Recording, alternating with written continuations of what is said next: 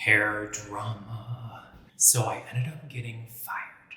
I've been working at the same salon for the last 4 years. I'm like one of the top stylists, in my opinion, at this salon, and I was totally fired. Well, technically, I gave them notice that I was leaving. And technically, I gave them notice that I was leaving to open my own salon, which just so happened to be down the street from them, and that we were going to be direct competition. So yeah, not very surprising, but I did get let go. So here's the thing. In the beauty industry, it's totally normal for a stylist to be just walked out when they're ready to move on. You go, you tell the boss, hey, I'm leaving. I'm going to give my 2 weeks. And they say, yeah, thank you very much. We appreciate the notice. Let's pack your things and you are done. And so to my boss's credits, I did not get fired immediately. In fact, I worked there for another 3 weeks because here's the thing. I feel like we had a level of trust, and I think they understood I wasn't opening a salon to poach clients or staff or to hurt them in any way, because I do love this salon. They've been very, very good to me for the last 4 years. But for me, I'm ready to move on to my next thing, which is going to be owning my own business. So I had to make the move that was right for me. And so I continued to work there for 3 weeks. And to be completely honest, I was not prepared well enough to leave, because I was prepared to get let go of the day that I told the boss.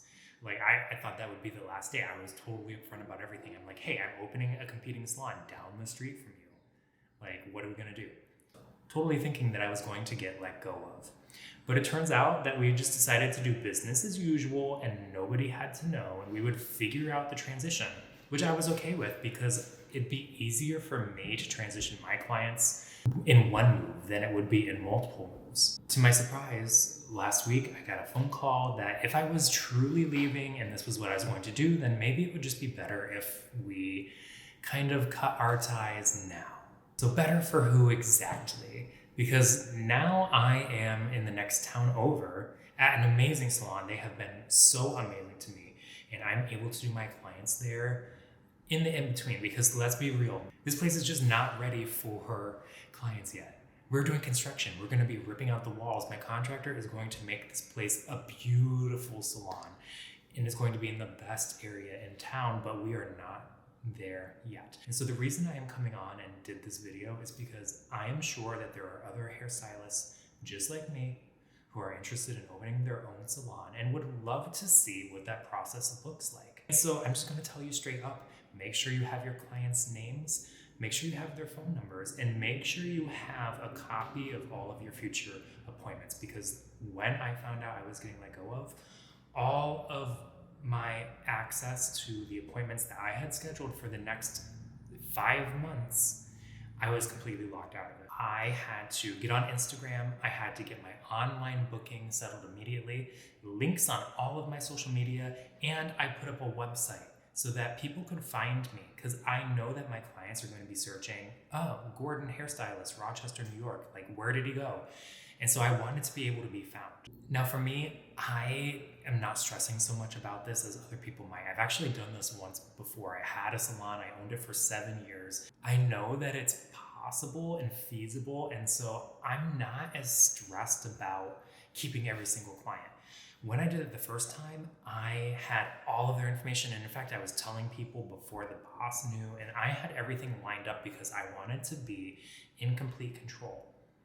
And this time, I wanted to give that control to the salon owner, because at the end of the day, those appointments were made at that salon. Even though those appointments were to see me, they were made at that salon, and it's that salon's responsibility then to take care of those appointments. The way that I think it should work is that when you are ready to leave the salon calls the clients. They tell the client that you are leaving and ask them if you would like to stay with them and get their information for where the next place that they're going, or if you want to stay with True. With all that being said, here's where I am in my process. So I am working at the backup salon. I am taking models. I'm going to be making content because I have a social media strategy for where I want to go, like what I want to do with Instagram, what I want to do with my website, what I want to do with my career, and how I want to brand my salon. So yeah, things are going okay.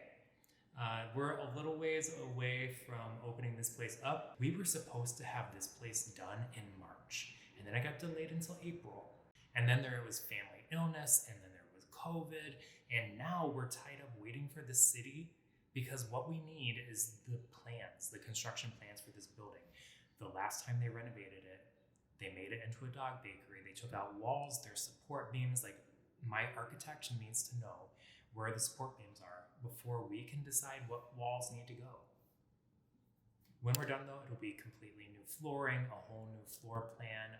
It's going to be completely gorgeous, like it's going to be great, and I'm very excited, very stressed. And here's the thing, like that's why I wanted to do this video, because I'm sure that there are other hairstylists just like me who want to do something similar down the road, and I had a feeling like maybe they'd be interested to see what this process looks like for me.